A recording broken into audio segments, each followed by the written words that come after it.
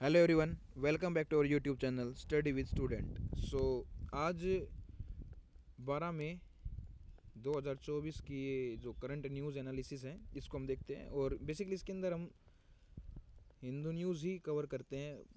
Mainly the Hindu ही ऐसी news prospective से लगती है जो न्यूट्रल पॉइंट ऑफ व्यू से आपको बता सकते हैं। नहीं, ऐसा बात नहीं है, एक ऐसे पॉइंट ऑफ व्यू भी है जैसे इंडियन इकोनॉमिक्स टाइम्स है और इंडियन एक्सप्रेस है, ये एक्सेट्रा जो न्यूज़ हैं ये भी अच्छी न्यूज़ हैं। और पर ऐसा नहीं है कि भाई हम हर एक को कवर करवाएं। तो मेरे मानना ये है कि कोई भी आप एक न्यूज़पेपर लीजिए और उसी को ही कवर कीजिए और एट द एंड रिजल्ट आपको आपका पाथ की सक्सेस तक वहाँ तक पहुँचा देगा। तो चलो इसी के ऊपर चलते हैं। मेरे वैसे भी ट्रस्टेड न्यूज़ लगती है मेरे को ये, बाकी अपना अपना पर्सपेक्टिव है। तो अब हम चलते हैं पहली न्यूज़ की ओर। तो पहली न्यूज़ है अपनी इंडिया से। क्या न्यूज़ है? तो इंडिया ने हाल ही में एक इंडिजीनियस जो है यानी कि सेल्फ के ऊपर एक, आपको मैंने पहले ही बताया था, ड्रोन बनाया है। और जो ड्रोन है वो जैसे एक और ड्रोन है जिसका नाम है दृष्टि। इसका नाम है दृष्टि, दृष्टि 10। तो ये बेसिकली है क्या? तो ये ऐसा ड्रोन बनाया गया है जिसके अंदर भाई एक तो इंडिजीनियस में सबसे बड़ी बात तो ये है। और ये जो डिप्लॉयमेंट है इसकी ये होगी पाक बॉर्डर पे, जो पाकिस्तान बॉर्डर है, पाक बॉर्डर जिसको हम बोलते हैं, वहाँ पे इसको डिप्लॉयड किया जाएगा। और मेन इसका जो वो भाई जो काम होगा, तो इसका भी काम मेन यही होगा कि ये एक तरीके से निगरानी रखेगा ऑब्जर्वेशन के लिए, मेनली ऑब्जर्वेशन के लिए ही ये काम करता है। तो अब हम देखते हैं कि भाई इसका क्या फ़ायदा है और ये कब तक। देखो, एक तो ये ना 18 मई को इंट्रोड्यूस कर रहे हैं आर्मी के अंदर, 18 मई को। और दूसरा भाई कि ये इंडिजीनियस है, ये अच्छी बात है। दूसरा इसके बाद देख रहा है भाई इसके बनाया किसने, तो इसको बनाया है Adani, Adani defence and development company है, जो कि पीवीटी है, प्राइवेट लिमिटेड है। तो इस कंपनी ने इसको बनाया है इस डिफेंस के सेक्टर में। तो इसके अंदर बताया जा रहा है कि भाई देखो, इसका एक बार खर्चा तो ओबियसली बात है ज़्यादा आता है, उसके बाद इसका खर्चा धीरे धीरे कम हो जाता है क्योंकि इंडिजीनियस है और पार्ट मिलना इसके आसान होते हैं क्योंकि इंडिया के अंदर बनता है। तो इसके अंदर बताया जा रहा है कि भाई ये लो कॉस्ट मेंटेनेंस होगी, इसकी जो मेंटेनेंस है वो लो कॉस्ट रहेगी क्योंकि अगर हम बाहर से मंगाते हैं तो उनके अंदर है ना मेंटेनेंस का बहुत ज़्यादा इशू होता है। दूसरा भाई इसका बताया कि जो इसकी कम्युनिकेशंस जो हैं वो भी इंडिया के अंदर बने हैं। तो ऐसा कभी भी नहीं होगा कि कम्युनिकेशन जो सिस्टम होगा वो सबसे बेस्ट पाया जाएगा इसके अंदर, कि आपको कुछ कम्युनिकेशन, कुछ सिग्नलिंग वगैरह के अंदर हेल्प करनी है या लेनी है तो इसका वो अच्छा है। तीसरा इसकी भाई 36 आवर फ्लाइट टाइम है, एक चार्जिंग पर या फिर एक फ्यूल पर, या और 400 kg तक का पेलोड ये लेके जा सकता है। तो इसकी कुछ खासियत हैं। तो बस आपसे अगर कोई इसके मैटर में अगर वन डे एग्जामिनेशन के थ्रू अगर आप देखते हैं प्रोस्पेक्टिव से, तो आपसे वन डे एग्जामिनेशन के थ्रू बस आपसे जो पूछेंगे वो उसको पूछेंगे कि भाई दृष्टि 10 हाल ही में क्या है। तो आप बता सकते हैं कि दृष्टि 10 एक ड्रोन है जो कि इंडियन आर्मी के अंदर 18 मई को आया है और ये इंडिजीनियस बना हुआ है Adani research and development company द्वारा, या sorry defence and development company द्वारा। आई होप आपने आज अच्छे से सुना होगा। तो ये न्यूज़ हम यहीं तक रखते हैं। अब हम चलते हैं हमारी नेक्स्ट न्यूज़ की ओर। जो हमारी नेक्स्ट न्यूज़ आ रही है वो आ रही है आपके, देखो हाल ही में क्या हुआ है कि सुप्रीम कोर्ट ने बेल दी है, यानी कि बेल ग्रांट की है। और बेल किसको ग्रांट की है? केजरीवाल को। तो आप एक चीज़ देखिए कि ये जो बेल दी है ना वो इंटरिम बेल है। हमें फोकस है न्यूट्रल पॉइंट पे रख के करना भाई, जो भी कहेंगे न्यूट्रल पॉइंट पे। तो इसको है ना इंटरिम बेल है। अब ये पहली बात तो ये इंतरिम बेल होती क्या है और ये केजरीवाल जी को मिली कैसे है? ये जो सीएम ऑफ दिल्ली हैं तो उनको ये बेल मिली कैसे? तो ये बेल दी है तो ओनली ड्यू टू इलेक्शन, कि सिर्फ इसीलिए बेल मिली है कि इलेक्शन नज़दीक हैं और कैंपेनिंग करना हर किसी का अधिकार है। और अभी तक कोर्ट के अंदर कोई केस प्रोसीडिंग चल रही है बट रिजल्ट नहीं आया, तो उसके बेसिस पे हम किसी को बेल के लिए रोक नहीं सकते थे। तो इस वजह से इंतरिम बेल दी गई है। अब आप पूछेंगे कि ये इंतरिम बेल होता क्या है? तो भाई देखो, इंतरिम बेल जब दी जाती है कि जब आपका जो केस है ना वो तो ऑन गोइंग है, हाँ सर ठीक समझ में आएगा, बट आपको इस केस के ब्याह पर कभी भी बेल नहीं देंगे। जब केस के ब्याह पर बेल ना लेके और अनदर थिंग के ऊपर बेल लेते हैं कि भाई मान लो मेरा कोई केस चल रहा है कि क्राइम कर दिया मैंने और मेरा क्राइम जा रहा है कोर्ट के अंदर, पर उसी वक्त मेरे हेल्थ इशू हो जाता है, तो केस के ऊपर मेरे को बेल नहीं मिलेगी बल्कि बेल मेरे को मेरे हेल्थ के इश्यू पे मिल रही है, तो उसको कहते हैं इंतरिम बेल। अब ये जो इंतरिम बेल है तो ये अब याद रखिएगा कि ये केस के ऊपर इनको बेल नहीं मिले कि भाई केस है इनका जो लिक्विड केस है जो दिल्ली के अंदर, तो उसके ऊपर इनको बेल नहीं मिली है, बल्कि इसलिए मिली क्योंकि इनको इलेक्शन कैंपेनिंग दी है। फिर इनको कुछ हिदायत भी दी गई इसके दौरान कि भाई आप है ना सीएम नहीं हो करंट फ़िलहाल, तो आप ना ऑफिस जाओगे, no office, no file signature, कोई भी आप सिग्नेचर नहीं करोगे फाइल के ऊपर, आप जो चीफ मिनिस्टर की जो पावर होती हैं उनका भी यूज़ नहीं करोगे चाहे कुछ भी हो जाए आप। फिर इनको ये भी कहा गया है कि जो जितने भी लीगल काम होंगे आपके, तो उनके अंदर आप कभी भी सीएम का मेंटेन या सीएम सिग्नेचर के आगे या सीएम पीछे लिखना आप ये भी नहीं कर सकते हो। फिर इनको बताया गया है एक और कि आप है ना मतलब मीडिया के अंदर या फिर लोकल आप ये नहीं कह सकते केस के बारे में किसी से कोई डिस्क्लोज नहीं कर सकते, आपके ऊपर जो केस चल रहा है उसके बारे में आप कभी भी किसी भी को भी इस केस के बारे में डिस्क्लोज नहीं करोगे, ये इनको हिदायत दी गई है। तो ये होते हैं इंतरिम बेल की और ये इनको हिदायत दी गई हैं जो हमारे प्रोस्पेक्टिव से ज़्यादा इंपॉर्टेंट थी। अब आपको बोल लो कि भाई ये क्या है, तो ये आती है भाई सेक्शन होते हैं जो सीआरपीसी की धाराएं होती हैं, तो उनके अंदर सेक्शन है, तो उस सेक्शन में जो 437 एंड 439 इसके अंतर्गत एक्ट के अंतर्गत ये दी गई हैं जो बेल है। ठीक है सर, इसी न्यूज़ को हम आगे बढ़ाते हैं। तो अब हमारा जो मेन प्रोसीजर है ना वो है बेल, और हाल और फिलहाल पे इसके अंदर बहुत से क्वेश्चन बनेंगे, ये मेरा मानना है कि इसके ऊपर क्वेश्चन आते भी रहते हैं, तो हम बेल के बेसिकली टाइप पढ़ते हैं। तो देखो इंतरिम बेल मैंने पढ़ा दी, फिर आती है एक भाई एंटीसिपेटरी बेल, इसको बोलते हैं एंटी, जो सेकंड वाली है इसको बोलते हैं एंटीसिपेटरी बेल। तो एंटीसिपेटरी बेल होती क्या है, देखो जो ये इतनी शॉर्ट पीरियड के लिए जाती है, एक शॉर्ट पीरियड के लिए दी जाती है कि भाई जैसे मैंने 5 दिन के लिए बेल ली है, तो ये शॉर्ट पीरियड ऑफ टाइम के लिए हो गई। तो इन बेल्स का मेनली जो होता है वो केस इश्यूड होती हैं, ये केस इश्यू होती हैं कि आप का केस है और आप गुनहगार हो और उसके बाद आप बेल लेना जा रहे हो और शॉर्ट टाइम के लिए आप बेल लेते हो, यानी कि भाई हफ्ता 10 दिन के लिए, तो उस दौरान ये बेल ग्रांट की जाती है बाय जजेस और कोर्ट। तो ये कोर्ट के द्वारा इंतरिम बेल कहते हैं इनको। और नहीं सॉरी माय मिस्टेक। तो ये तो ठीक है शॉर्ट पीरियड के लिए होती हैं, बट इसका एक वो होता है कि बिफोर अरेस्ट।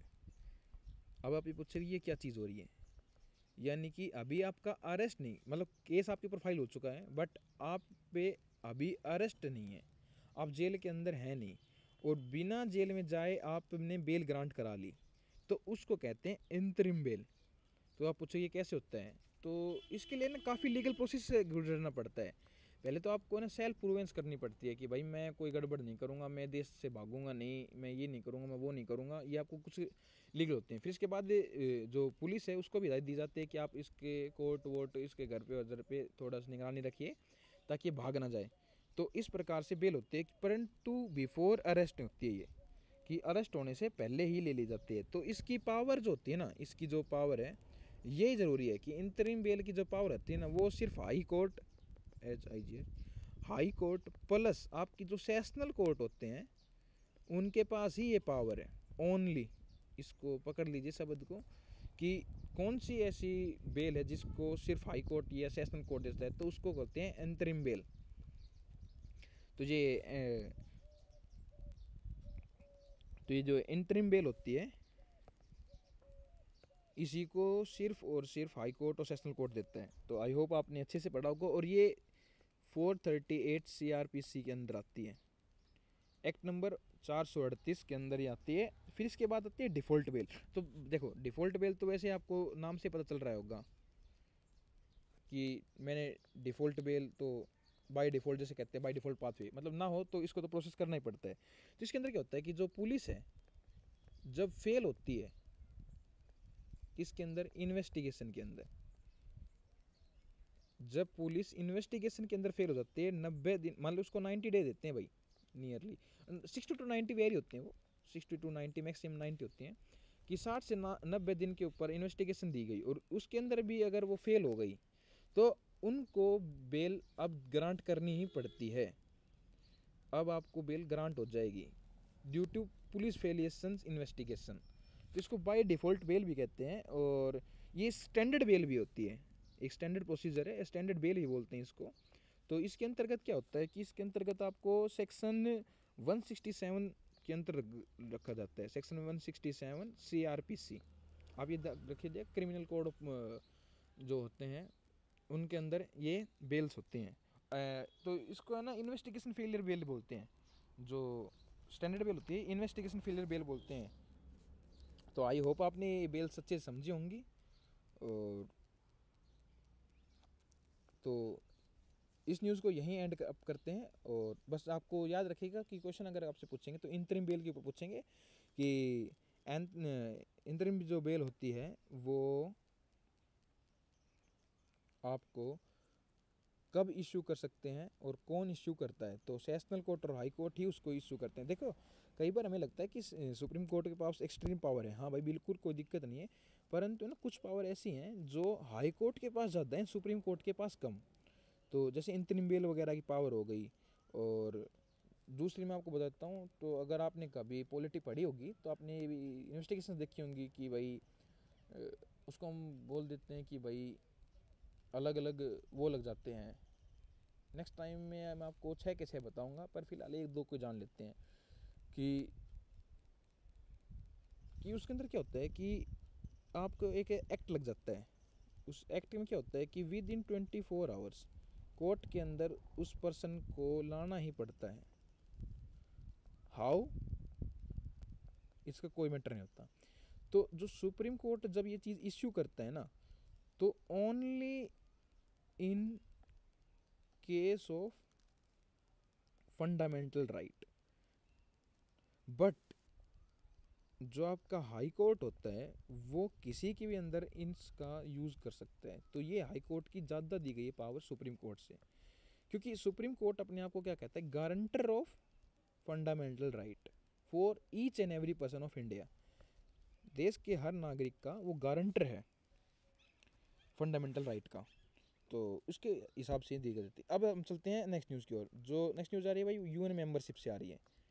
यूएन मेंबरशिप के अंदर अभी क्या चल रहा है आपको पता है कि जो फ़लस्तीन है, एक स्टेटहुड, जो स्टेटहुड बोल रहा, स्पेलिंग के अंदर मिस्टेक होगी, जो आपकी फ़लस्तीन स्टेट है, और यहाँ पे स्टेट का मतलब कंट्री है भाई। आप इंटरनेशनल लेवल पे देखते हैं तो कंट्री नहीं, वहाँ स्टेट बोली जाती है। थोड़ा सा ये हमारे यहाँ इस तरफ कंट्री और स्टेट बोलते हैं, और कंट्री स्टेट के अंदर थोड़ा सा डिफरेंस भी होता है, वो आपको पॉलिटी के अंदर जब मैं बताऊँगा तब आपको अच्छे समझाऊँगा। तो इसके अंदर क्या होता है कि पहले हम न्यूज़ पे आते हैं। तो इसके अंदर वोटिंग हुई, ठीक है भाई। तो वोटिंग आपको पता है 93 मेंबर हैं टोटल, तो 143 ने यस वोट किया कि फ़लस्तीन को एक मेंबरशिप देनी चाहिए। मतलब देखो ये 93 कंट्री का मतलब कि मेंबरशिप अब 94 हो जाएगा। तो इसके अंदर ये बदला गया कि भाई इसको मेंबरशिप देना चाहिए। तो इसके अगर दे देंगे तो कुछ ऐसे राइट होता है कि जो इसके पास आ जाएंगे, फ़लस्तीन के पास राइट आ जाएंगे। और उन राइट से होगा क्या भाई, अगर उसके पास राइट होंगे तो अपने आप को शो कर पाएगा ना कि मैं कहाँ हूँ और मेरी क्या क्या हालत है। तो अब हमारा जो मेन फोकस वो है यूएन। तो अब यूएन के ऊपर बात करते हैं। तो भाई अब थोड़ा सा फ़लस्तीन से हट के यूएन पे आते हैं। तो क्या है कि भाई इंडिया इसका मेंबर बन गया था बिफोर 1947, यानी कि आज़ादी से पहला इसका मेंबर था इंडिया यूएन का। फिर इंडिया ने हमेशा फ़लस्तीन को सपोर्ट किया, हमेशा इन द सेंस मतलब कि फर्स्ट टाइम एक नॉन अरेबिक कंट्री अगर कोई है जिसने फ़लस्तीन को स्वीकार किया तो वो इंडिया था। नॉन अरेबिक, याद रखना, पहले अरब्स ने इसको कंसिडर किया, उसके बाद इंडिया ने इसको एज ए कंट्री घोषित किया। फिर अभी ये देखा जा रहा है कि जो 79th मीटिंग होनी है, किसकी भाई होनी है 79th मीटिंग, यूएन की, और इसके अंदर बहुत हाई बदलाव हमें देखने को मिल सकते हैं, क्योंकि आजकल जो हालात हैं वो ठीक नहीं है। तो अब हमने ये तो मान लिया कि भाई 193 कंट्री, अब हमें बोलते हैं कि यूएन की 6 ऑर्गन है, यानी कि 6 के अंग हैं। तो हम एक एक अंग को डिस्क्राइब करते हैं और पढ़ते हैं, जो हमारे लिए इम्पोर्टेंट भी है। तो पहला जो अंग आ रहा है, तो वो तो आपको पता है जनरल असेंबली हो गई आपकी, इसके अंदर 193 कंट्री हैं, नो डाउट सर।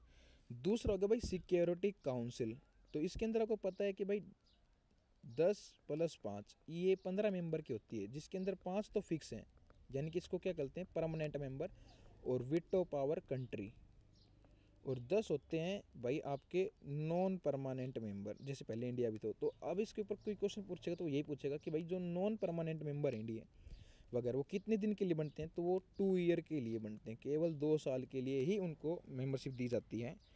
तो चलो ठीक है। फिर इसके बाद आता है भाई इसका international court of justice, ICJ कहते हैं उसको। तो इसके अंदर इंटरनेशनल वगैरह लॉ लगाए जाते हैं। फिर इसका आता है भाई देखो इकोनॉमी के अंदर भी इसका बहुत रोल होता है।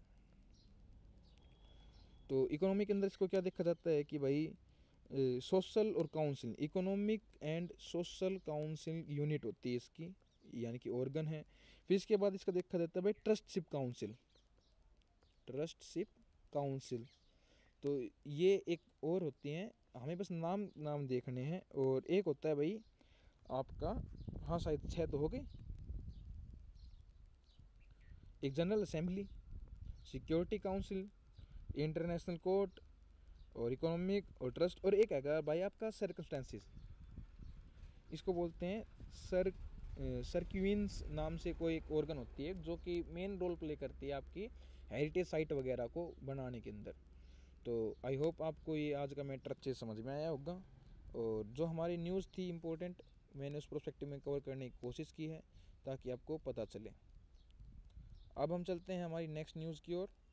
तो हमारी जो नेक्स्ट न्यूज़ आ रही है वो आ रही है भाई, एक ये लास्ट न्यूज़ होगी, और न्यूज़ इन द सेंस मतलब आर्टिकल है। तो एक आर्टिकल है, बहुत अच्छा है, बहुत ही बेहतरीन आर्टिकल लगभग अच्छे होते हैं। अच्छा सॉरी। तो ये आर्टिकल आ रहा है आपका फ्रेश वाटर से रिलेटेड। तो इसके अंदर क्या बोला गया है, देखो बेसिक बताते हैं तो पहले, कि जो ऑथर है उसने कहा है कि भाई इंडिया है या फिर USA है या फिर ETC कोई कंट्री है, तो ये क्या कर रहे हैं कि भाई वुमन की सेटलमेंट कहाँ कर रहे हैं, मून पर, भाई नो डाउट। तो इनका कहना है कि यहाँ पर मनी जो आप लगा रहे हो, उस मनी को आप फ्रेश वाटर में लगाओ, क्योंकि अब जो World War III होगी ना, वो इस बेस पे होगी, क्योंकि फ्रेश वाटर की अवेलेबिलिटी बहुत कम है और एवरीवन इज नो। तो इसके ऊपर मनी को स्पेंड करना चाहिए। और फिर इन्होंने बताया कि मनी कहाँ स्पेंड करें और कितना क्या परसेंट। तो भाई देखो, पूरे में से 2.5% लगभग फ्रेश वाटर है, और जिसमें से सिर्फ 0.3% ही यूजेबल फॉर्म में है। तो अब उनका कहना है कि इस 2.5% के ऊपर फोकस करना चाहिए हमें, कि इसको यूजेबल फॉर्म में कैसे लाएं। तो इसके ऊपर काफ़ी वो होगी, जैसे कि 1960 के अंदर पहली बार, 1960 के अंदर US के जो जियोलॉजिस्ट हैं उन्होंने एक रिसर्च की, और रिसर्च के अंदर ये मिला कि जो ओशियन है ना, तो ओशियन तो ऊपर हो गया, तो ऊपर तो है साल्ट वाटर, पर इसके नीचे ना कुछ स्पोर्ट्स मिले ऐसे, और ये जो स्पोर्ट्स थे ना, ये फ्रेश वाटर स्पोर्ट्स थे भाई। यहाँ पर साल्ट की कंसनट्रेशन नहीं थी और ये फ्रेश वाटर थी। फिर इसके बाद और भी काफ़ी रिसर्च हुई, तो देखा गया कि जो आपका ब्लैक सी है, आई होप आप, मैंने कल भी पढ़ाया था ब्लैक सी, यार आपने जाके मैं मानता हूँ देखा होगा, और नहीं देखा तो बता देता हूँ। जो भाई रसिया है, यूक्रेन है, और नीचे तुर्की है, और इसके बगल में 2 देश और हैं, और एक 2 इसके पास स्टेट्स हैं, और एक इनके पास इस तरफ से पोलैंड वगैरह लगते हैं, सॉरी पोलैंड बोल रहा है, इस तरफ से रशिया लग जाता है, और रशिया सबसे ज़्यादा बाउंड्री शेयर भी करता है इसके साथ, तो इसको ब्लैक सी बोला जाता है।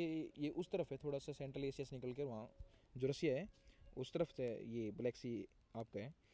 तो आई होप आपने अब थोड़ा सा मैप पे जाके कोशिश करेंगे ढूंढने की। तो इसके अंदर मेन जो है कि इसके अंदर एक रिवर मिली, और रिवर कैसी, अंडरग्राउंड भाई, फोकस करो शब्द पे, कि ये सी है और सी के नीचे से नदी बह रही है, ऊपर पानी और नीचे से एक नदी बह रही है, और ये कैसी नदी है, फ्रेश वाटर लेक है ना, सॉरी फ्रेश वाटर रिवर है।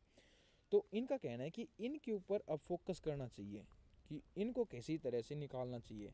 अभी ये नहीं कि अब ग्राउंड वाटर को यूज़ करे जा रहे हो, एक दिन ख़त्म हो जाएगा, ऑब्वियस सी बात है भाई। तो इसके ऊपर काफ़ी कहा गया। तो इन्होंने ये तो हो गया भाई, ये मेनली ये बात। अब आते हैं हम मेन पॉइंट्स पर कि सर ठीक है, तो ये हो गया। तो इसके अंदर जो सबसे ज़्यादा हो रहा है वो है क्लाइमेट चेंज, सी क्लाइमेट चेंज। फिर इसके अंदर कहा गया कि भाई एक्सप्लोर करो। बोलो भाई ठीक है भाई, एक्सप्लोर कर लेंगे, क्या दिक्कत है। एक्सप्लोर किसको करें, वाटर को, भाई नो प्रॉब्लम। तो एक होती है, चलो मैं पहले आपको बता देता हूँ कि जैसे मान ली इंडिया है, तो इंडिया क्या ना कुछ दूरी तक ही इसको, ये मानता हूँ कि यहाँ तक सी है आपका, तो ये जो दूरी है ना यहाँ तक बोली जाती है एक्सक्लूसिव इकोनॉमिक जोन, और जो रेस्ट होता है उसको बोल जाते हैं इंटरनेशनल ओशियन। तो इसके ऊपर किसी का भी अधिकार नहीं होता, और यहाँ पर आपका अधिकार होता है जिस देश की बाउंड्री होती है। ये लगभग 200 नॉटिकल माइल्स, 200 नॉटिकल माइल्स आप समझते होंगे, तो वहाँ तक होती है बाउंड्री लगभग। ये थोड़ी बड़ी यूनिट होती है, एक तो माइल्स वैसे 1.6 नॉटिकल माइल्स तो और ज़्यादा बड़े होते हैं। तो यहाँ तक आपको है ना इकोनॉमिक जोन होता है, तो इसके अंदर आप जो चाहो वो काम कर सकते हो, पर इसके अंदर आपका कोई भी मतलब जो बाहर से अदर जो आपकी कंट्री है वो एंट्री नहीं कर सकती आपकी इकोनॉमिक जोन में। तो यहाँ तक आपका होता है। तो अब इन्होंने कहा है कि जो ये ना रिसर्च है ना, तो ये ना यूएन है ना कि लॉ है, इंटरनेशनल लॉ उनको बोलते हैं, इंटरनेशनल लॉज ऑफ यूएन। तो उन्होंने ये लॉ बनाए हैं कि इतनी ये बाउंड्री होनी चाहिए, इतनी ये होनी चाहिए। तो उनके अंदर क्या करना चाहिए, चेंज करना चाहिए, और इनको ना लीगल फॉर्म से हर कोई मानता है भाई, ये याद रखिए। यूएन की लॉ लगभग हर कंट्री मानती है। तो इन्होंने कहा कि भाई अगर लॉ माने जा रहे हैं तो आपको अब इकोनॉमिक लिमिटेड जोन से भी आगे निकलना चाहिए, और इसके अंदर यूएन के अंदर बातचीत करनी चाहिए, और यूएन के अंदर वो होना चाहिए। फिर इसके बाद बताया गया कि भाई इंडिया जो है ना वो इसके अंदर बिग रोल प्ले करेगा एक दिन। अब बिग रोल क्यों प्ले करेगा, क्योंकि इंडिया ओशियन है, तो उसके पास है ना अनलिमिटेड रिसोर्स आ जाएंगे। जिस दिन ये डिस्कशन हुआ तो उसके पास अनलिमिटेड रिसोर्स रहेंगे। और जिस अनलिमिटेड मतलब यहाँ पर ये नहीं है कि ये ख़त्म ही ना हो, अनलिमिटेड का मतलब होता है कि जितनी ज़रूरत है उससे हाई अमाउंट में कंट्री के पास रिसोर्स आना। तो उसको बोलते हैं कि थोड़ा से अनलिमिटेड रिसोर्स होना। लाइक अनलिमिटेड मतलब सन नहीं है कि भाई लिमिटलेस ही है, नहीं, लिमिटेड तो हर रिसोर्स लिमिटेड है। तो इसके ऊपर काम किया जाए और इम्प्रूव किया जाए इंडिया को। और मैं एक मानना ये है कि भाई इंडिया को है ना थोड़ा सा फ्रेश वाटर के रिसर्च के ऊपर, R&D के ऊपर फोकस भी करना चाहिए, जो कि आने वाले टाइम पे आई होप हो। तो ऐसा हमारा उत्तर का मानना है। तो आई होप आपको सेशन अच्छा लगा होगा, और आपको थोड़ी सी डिस्कवरी वगैरह की नॉलेज मिली होगी आज वाले सेशन से। तो आई होप आप अच्छे से पढ़ें और बढ़ें। चलो आज का लेक्चर यहीं एंड अप करते हैं, और फिर कल मिलते हैं अगेन एक नई सोर्स के साथ, एक नई रिसर्च के साथ।